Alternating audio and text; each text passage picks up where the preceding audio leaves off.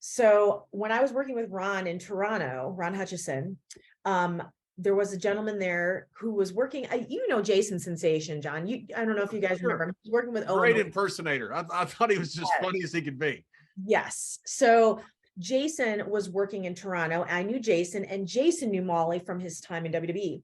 And he had said to me, I'd been working there for a couple of years. He said, hey, Molly told me they need women. They're looking to hire women. So can you get me a tape? And it was myself, Gail Kim, and Tracy Brooks. We were all kind of like running mates together in Toronto. And so I had a tape of myself versus Gail. And we had a booth at WrestleMania Access. It was like AWF's little booth. It was like in the farthest corner of the expo center. And there was this like handoff set up where Hurricane and Molly were going to have a photo meet and greet where you could stand in line for their photo. And I was supposed to bring my VHS, old school, and hand it off to Molly at the photo op. So I get the time that I'm supposed to go over there. I run over there and the line is crazy. Like I can't get in the line. Like there's no way I would make it up to the top before Molly had to go. So just at that moment, I'm like feeling defeated. Like, how am I going to get this tape to Nora?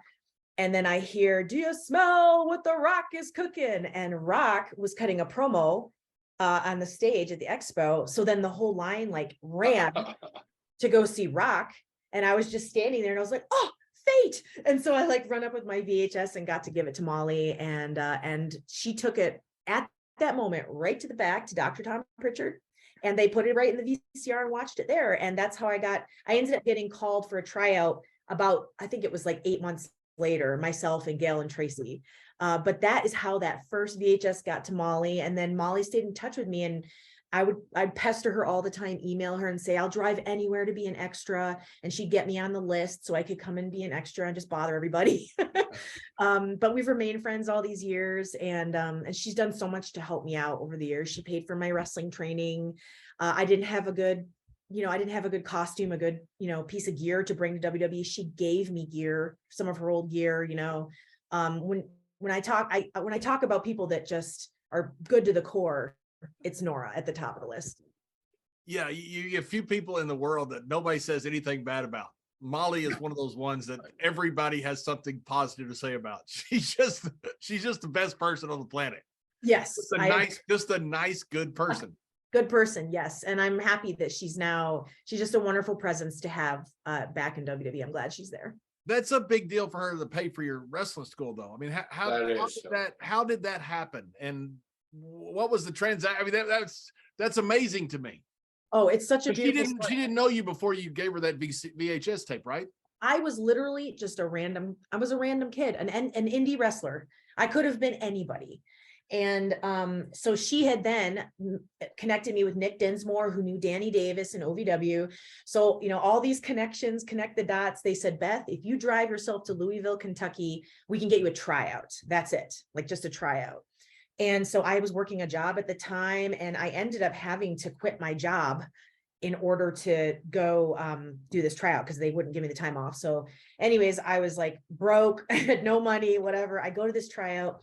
Danny Davis, had me wrestle in the ring for an hour. They had other wrestlers there. They were tagging in and out and had me wrestle for an hour, and I wouldn't give up. Again, I'm sure I was a sloppy mess in there, but Danny saw the heart in me, and he said, I'll invite you to come work here in Kentucky with us, but you got to pay regular tuition like everybody else. And I said, okay, the opportunity to work with contracted talent. Absolutely. So, changed my life, moved my job, or, ended up getting a job waitressing in Kentucky. I had very little possessions, came down to Louisville, and I show up on my first day ready.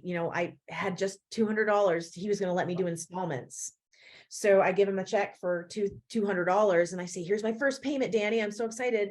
And he was writing the receipt, and he hands me back a receipt for like a couple $1,000s.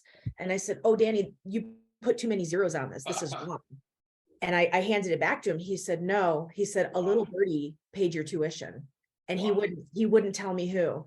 So Nora must have told Danny, do not tell Beth who paid for this. But I found out through the grapevine it was Nora. That's an amazing story, and just the kindness of Nora and the kindness of people in our business. When we see somebody with talent, how people go out of their way to help other people with talent, And it's passed along after generation after generation. I think that's what's so cool about our business too.